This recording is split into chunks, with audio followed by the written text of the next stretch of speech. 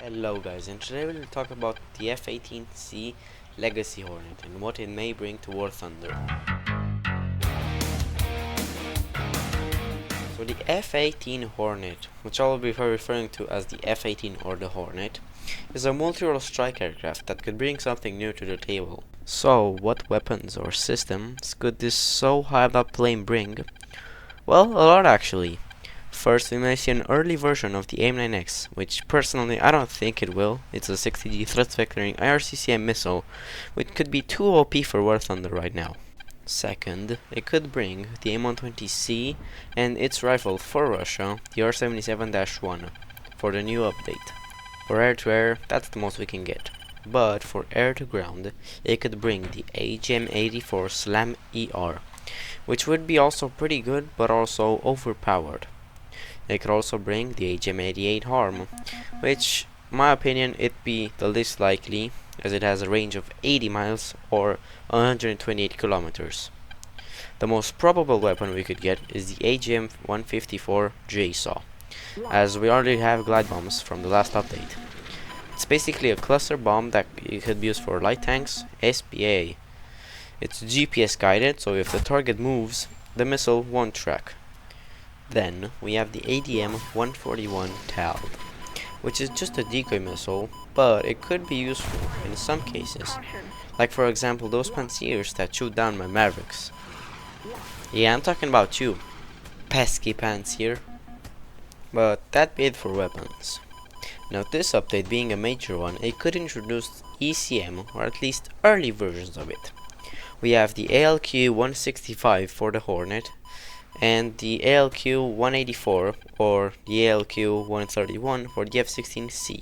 Now that we're finally done with weapons, how will this Hornet perform in a dogfighting manner? How are the flight characteristics?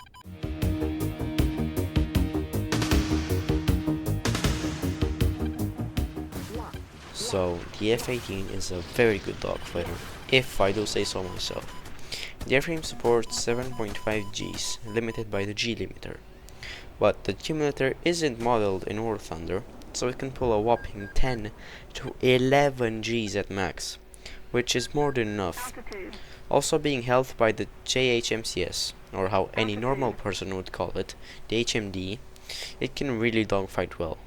Also, it has a very low stall speed of 70 to 80 knots. The top speed of this bad boy? Mach 1.8 at altitude or Mach 1.6 at sea level. Yeah, it's slow. Its thrust-weight ratio is 1.13, so it can technically go Mach, but it's not actually possible. So the F-18 could bring some new game modes.